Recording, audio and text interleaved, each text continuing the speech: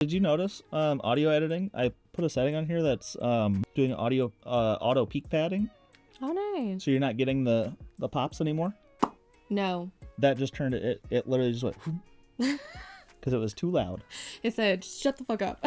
Sit down, bitch. Chill out, bitch. Hey, listen up. Before we start our weekly scheduled podcast, we'd like to cover our asses. The content in this podcast is for educational and entertainment purposes alone and should not be interpreted or construed as official advice or instruction of any kind. We're blowing a 4.0, so please listen responsibly and enjoy. I had to see where Ellie was. Yeah, you really like to kick her in the face. For everyone at home, she likes to kick the dog in the face. So much fun. What's up, my fellow 2.9ers? Yeah. Welcome back to my producer's coughing fit to where he's going to die in his hole. OPSEC, please. Thank you. What? OPSEC. Sec? Operational security. I don't want that. Oh, yeah. That's how we breach security. That's how people find us. What are you talking That's how about? they find the stronghold. That's how Steve's gonna find us. We already see you, motherfucker. Stronghold. Scott. Looking at you, Scott. Got it, boy. What we do? We saw what you did. I was going to say something very inappropriate, and I think there's something in my eyeball. It's like it's still there.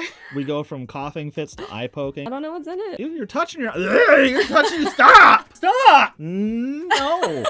I found something that freaks out my producer. Finger fucking your eye. What the Don't fuck? say that. You had your shit up in there. Ucky. Welcome back to Blowing a 4.0, where we don't give a shit about shit because we have shit in our eyeballs, apparently. Oh my god, stop.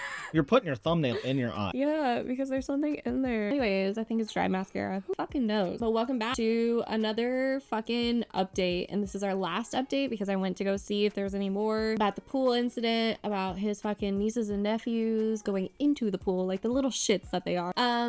Update number 10, final one. God, we're holding up the right number. Cool. So let's get into unboxing Reddit dramas. Am I the asshole for jumping out of the way when my niece and nephew tried to push me into the pool, resulting in them falling in? The little dicks that they are. If your dick is falling into the water, then congratulations, I guess. Update 10.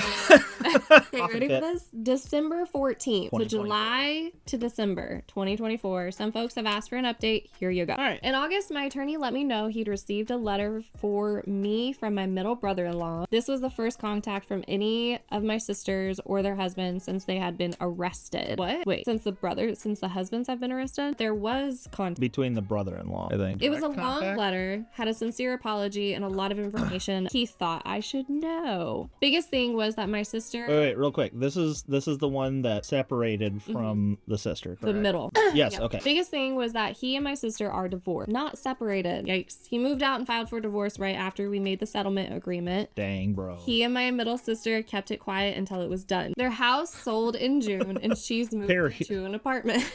He told me that his being arrested last year, along with my other brother-in-law, for breaking into the vacation house, could have cost him his job and killed his career. And that it was a huge moment of clarity. I'm so glad someone found their brain. Right? Dang! Quiet on set!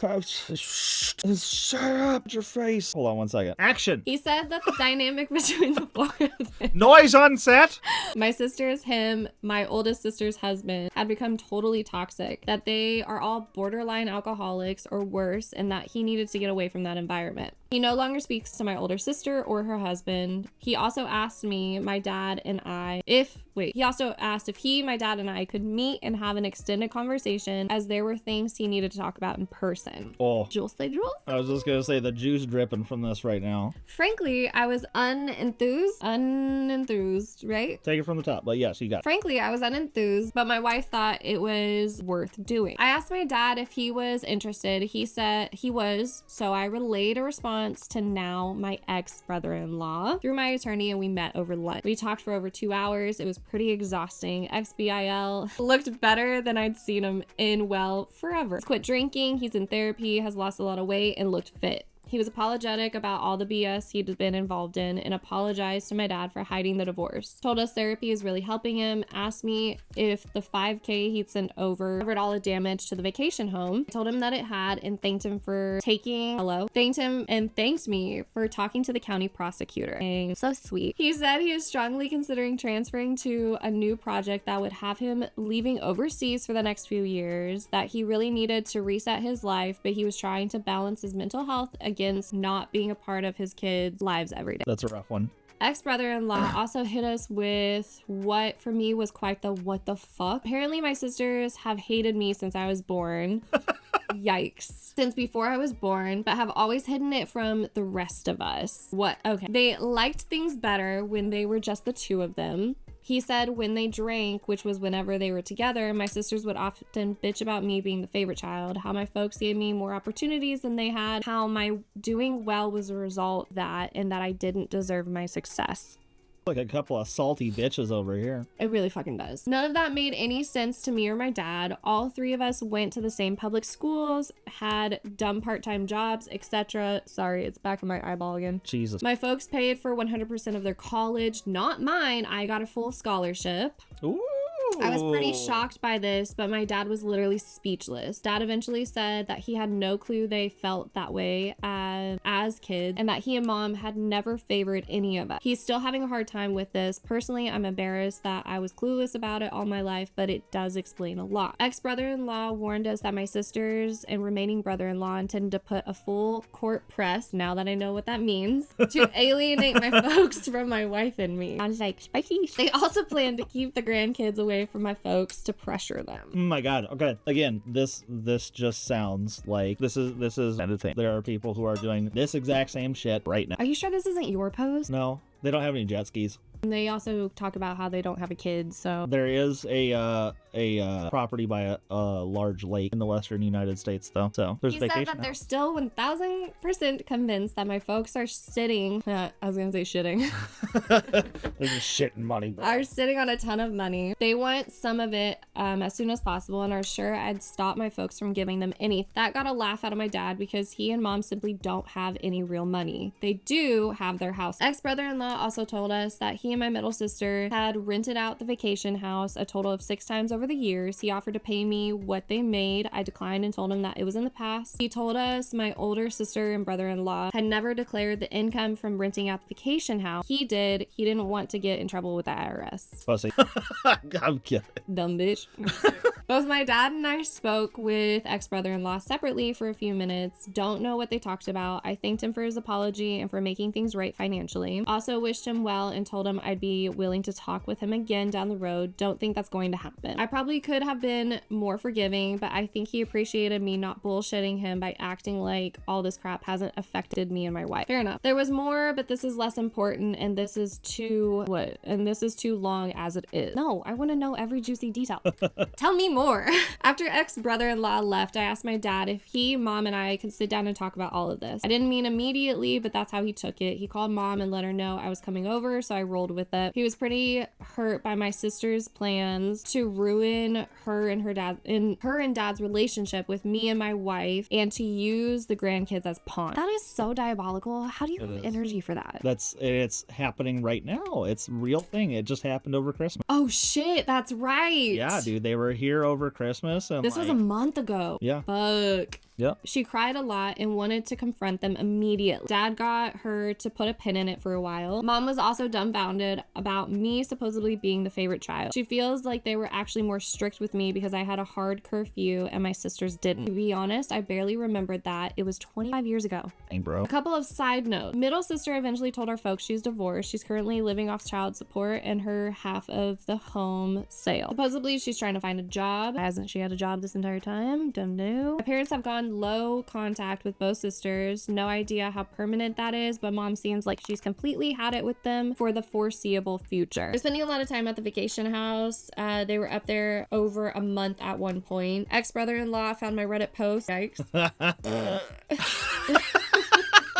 That's how I feel about that. Jesus Christ, dude. He's not terribly happy about them, but feels they're more or less accurate. Though obviously he found them slanted towards my point of view. It's his Reddit post, duh. Right. He disagreed that he's boring, but said to be fair that he finds me boring as well. I can live with that. Our worlds don't have much overlap except with my sister. We got the trust set up for my parents' house. I'm the trustee. All this has been emotionally draining for me. I decided it would be a good idea for me to see a therapist again. I've seen one in the past, mainly for related issues. I've been doing well so far. Oh, maybe. Go I've been doing well for a while, and it's definitely helped. Therapists tell me my decision to stay no contact with my siblings is healthy for now, but also wants me to keep an open mind down the road, and that's it. contact this person. Do you have a Reddit account? I do, yeah. Are you on it right now? Yep. Contact. Be like, Follow. Chat.